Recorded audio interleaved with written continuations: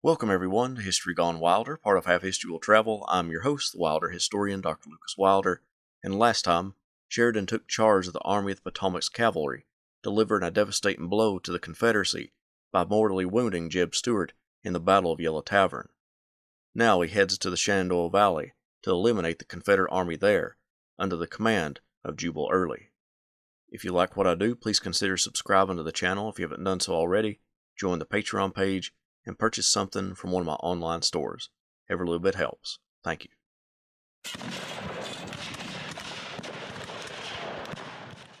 By this point in 1864, the Eastern Theater saw constant movement of Union and Confederate forces, but nothing decisive, and worse, the Confederates made bold attacks. Grant pushed Lee to Richmond and Petersburg, but failed to destroy the Army of the Potomac, and Jubal Early, now commanded the Confederate Army in the Shenandoah Valley, had pressed all the way to Washington, D.C., and created havoc in Maryland and Pennsylvania. Early's expeditions diverted manpower and attention to activities along the Potomac River, including troops from the Petersburg front. A Confederate army operating in Union territory could spell political disaster for the Lincoln administration in the upcoming presidential election. For the Union, the Shenandoah Valley was a thorn in their side since the early days of the war. It gave vast amounts of supplies to the Confederacy, and if Robert E. Lee and his army was going to be stopped, a disruption in those supplies needed to happen. Thus far, Confederate forces threw Union generals out of that region, with Early running roughshod over the Federal forces. Ulysses S. Grant proposed to unite the commands operating in the valley under one determined man to eliminate Early. Grant conversed with Abraham Lincoln and Secretary of War Edwin Stanton about who they should choose as that commander. Grant first suggested William B. Franklin, but Lincoln shot that idea down quickly because of that general's actions at Fredericksburg. Next, they discussed placing George Meade as command of that army, taking him away from the Army of the Potomac, but they felt that removal of Meade from the command of the Union's principal army would reflect badly and imply that Lincoln disapproved of Meade's generalship. The third option was Philip Sheridan.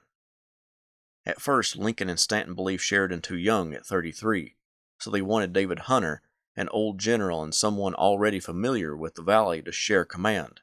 They agreed. Sheridan went to Washington to get his new assignment. The day after Sheridan met with the President and the Secretary, Grant met with Hunter, and it was agreed to halt any further action toward a shared command. Sheridan would have free rein over the Union forces opposing Early in the valley. Afterward, Grant met with Sheridan. He told him, "Follow Early to the death."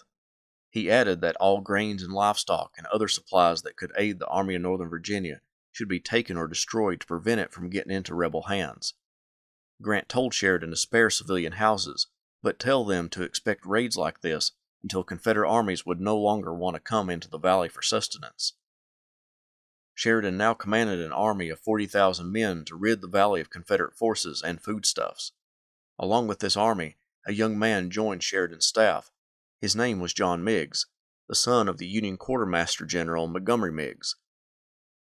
John was 22 and had just graduated from West Point in 1863, but he was a topographical expert. In a rundown hotel in Harper's Ferry, Meigs tutored Sheridan on the Shenandoah Valley's terrain. Sheridan remembered, "It has always come rather easy to learn the geography of a new section, and its important topographical features as well. The region in which I was to operate would soon be well fixed in my mind." For the first several weeks, Sheridan's force remained idle at the north end of the valley. Union citizens and politicians began to think that the administration and Grant had chosen the wrong man for the job. It appeared, at least from the outside, that Sheridan was too timid to command. In reality, Sheridan was learning the terrain and preparing his infantry and cavalry to work together. His cavalry went out and formed a perimeter around his army, skirmishing basically every day with their Confederate counterparts. In September, an older black man came to a Quaker school taught by a young lady named Rebecca Wright. The black man's name was Thomas Laws. Laws had been permitted to travel into Winchester to sell vegetables, but he wasn't selling vegetables today. He carried in his mouth a note encased in a piece of tinfoil. He went to Miss Wright and gave her the message. It was from Sheridan, asking her, because of her Unionist sympathies, to tell him the disposition and strength of Early's army. She wrote back a note, telling Sheridan that at least an infantry division and some cavalry had recently left Early's command, but she wasn't aware of any other information. but she would collect information, and when Laws returned, she would give Sheridan all the information she could. Sheridan liked the report from Miss Wright. He wanted that infantry to get far enough away that they couldn't quickly return to aid Early when Sheridan unleashed his army. On September 17th, Sheridan rode to Charlestown to meet with Grant.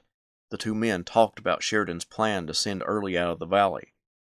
Impressed with Sheridan's excitement and enthusiasm, Grant decided not to put forward his own plan that he had in his pocket. Grant never brought up his ideas and simply told Sheridan, "Go in." Sheridan planned to attack Early on September 19th. Early divided his force with half near Winchester and the other half on its way to Martinsburg. If Sheridan acted quickly, he could attack one half with a 20-to-1 superiority in numbers. Early quickly realized the peril half his army was in. Sheridan was marching to the half at Winchester.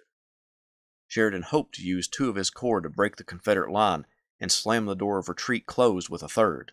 However, the 6th Corps, commanded by Horatio Wright, brought its wagon train, delaying the 19th Corps from getting to the field in time. Sheridan rode up to Wright's wagons and ordered them into the ditches so the other corps could pass. They did so, but it was too late. Early had concentrated his army. Sheridan regrouped and came up with another plan. He would overwhelm Early's left flank and use his cavalry to prevent the Confederate retreat. Before he sent in his infantry, a rebel shell screeched through the air and landed beneath Renzi, Sheridan's horse, and exploded. Both horse and rider survived the close encounter. Sheridan remarked, "Close, but we'll lick hell out of 'em yet." Sheridan was right. He delivered a 1-2 punch with his infantry and cavalry, sending Early's army into a retreat. But he wasn't able to close the door on the rebel retreat. They got away to fight another day, but Sheridan claimed a great victory with thousands of prisoners taken. George Armstrong Custer remarked to an officer, "Major, this is the bulliest day since Christ was born." Following the victory, Sheridan went to the home of Rebecca Wright and personally thanked her for the information that helped lead to the great victory. The tide seemed to be turning against the Confederates in the valley, who had held dominion of the valley for so long. Sheridan moved quickly to follow up his victory. Early moved a few miles to the south to Fisher's Hill, prepared to defend against the pursuing Federals. Sheridan moved the 8th Corps secretly around the flank of Early's battle line and launched his attack, sending Early into another rout. 2 victories in a matter of days rose the spirits of the Union. Sheridan telegraphed Grant about Fisher's Hill, and Grant responded, "Keep on, and your work will cause the fall of Richmond." Although Sheridan enjoyed 2 victories, he felt they were incomplete. 2 times he attempted to cut off the retreat of the enemy, and 2 times he had failed to do so. This second time, he could point to Cavalry Division Commander William Averill as one of the main culprits in not continuing the pursuit of the rebels. At the beginning of Sheridan's campaign, Grant gave Sheridan the authority to remove Averill if the horsemen proved ineffective. Sheridan wasted no time, now that he had ammunition with which to remove Averill, and he did. In an uncharacteristic move for Sheridan, especially since he began his offensive, Sheridan pulled back northward to Strasburg. When he informed Grant of the movement, Grant didn't like it, but went along with Sheridan's plan.